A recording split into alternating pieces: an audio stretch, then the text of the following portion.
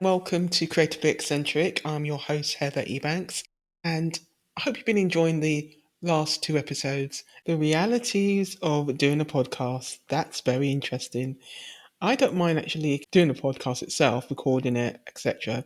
But it's finding the right time of the day. It's also interesting. If you're watching on YouTube, you could probably see that I have a nice shelf in the background and it's a nice setup, but there's light coming in through the window. And the reason why there's light coming through the window is because I have two kittens which we've adopted over the summer. I'm looking at them now, they're very boisterous. So they're going to be making noise in the background, trying to get them entertained and keep them busy, but it's not going to happen.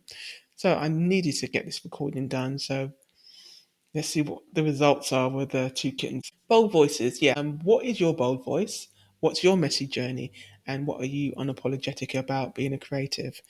That's one of the questions I ask my guests on the podcast. I hope you've had a chance to listen to some of the episodes, and there's a few more to come.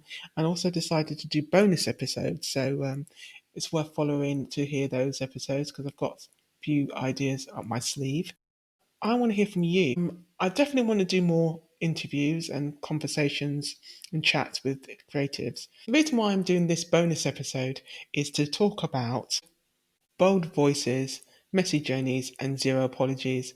Now, I know bold voices could be interpreted in many ways. It could be attitude, it could be disrespectful, and some people might say. But when I say bold voices, I also think about it's important to speak how you want to through your work, through your creativity.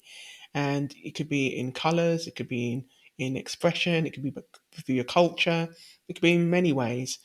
So bold voices not necessarily have an attitude or be kind of shouting at the top of your lungs. Talking about what you're passionate about and not being quiet about it and expressing that in any way. It could be through music, it could be through your artwork, it could be through what you're writing, it could be through how you express yourself, through your appearance as well. So I think bold voice can be done in many different ways, and it'd be interesting to know what you think.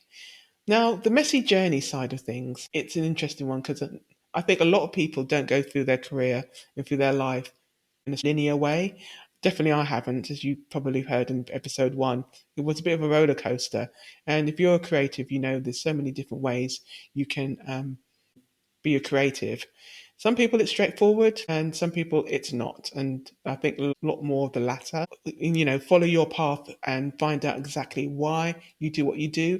You probably realize, well, you've gone through a lot through your career, and it's not easy to find out why you do what you do. But when you sit back and then you contemplate and you think, yeah, I've actually done it in an interesting way and a more complicated way. One thing I loved about episode one, when I talked to my friend Rosia, was that I didn't plan it. I didn't have the questions or it's mapped out.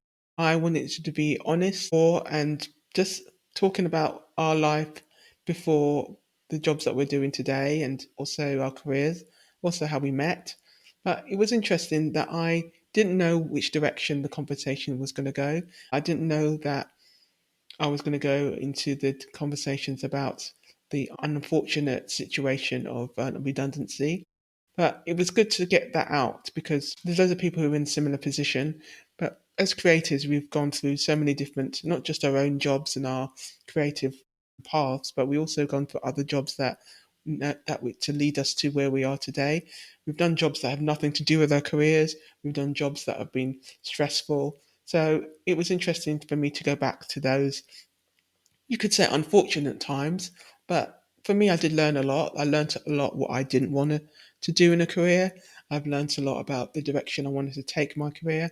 So I hope that's helpful in episode one because it was helpful for me to talk about those times, even though they weren't the happiest of times. And the second episode, Jeban Nessa, who is a creative director of Beast Mode Media.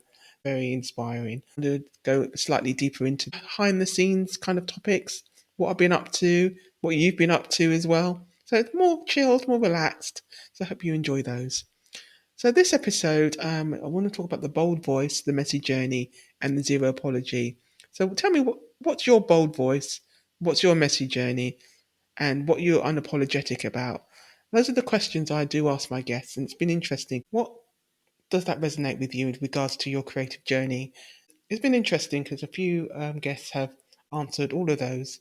Focus on one particular part of that question because some people instinctively will know what that means to them.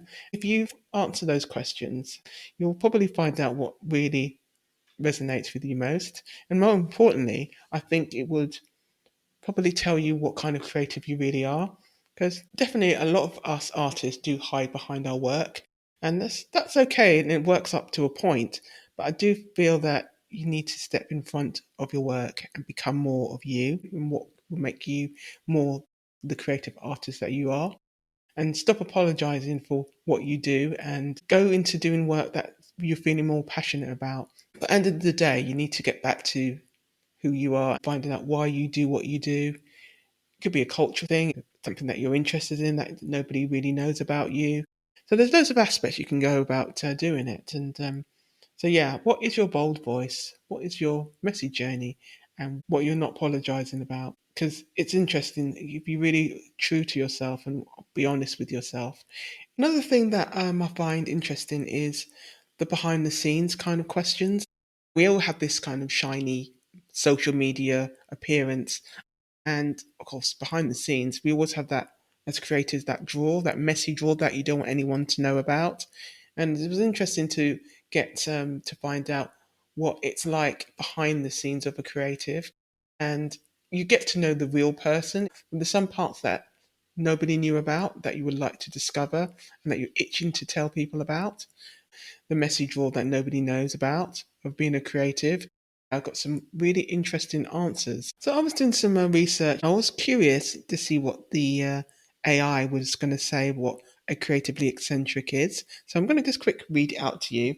Creatively eccentric describes someone who is unconventional and original in their behavior, often linked to creativity, genius, and high intelligence. This can manifest as unusual habits, personal rituals, or a disregard for social norms, which may be seen as a positive expression of a unique mind rather than a negative trait. Yeah, that's been interesting because it's also saying that we're intelligent, we're not just quirky. It's been fascinating to hear what the chat GPT or the AI has come up with what a creatively eccentric is. So there's so many different variations of being a creative. It'd be interesting to find out what you think a creative eccentric is. Let me know, and we can have that discussion and maybe we get some ideas going. Yeah, running a podcast. Yeah, I've been actually waiting around the first 3 months, beginning of this year, waiting for the trademark. What do you think of the name, by the way? It's something that I liked. I was going to a community design event and trying to get in the habit of actually talking about the podcast. That's going to be different for me. When someone asked me, "So, what do you do?" and I said, "I'm a graphic designer, and also I'm starting a podcast," and it's been very positive.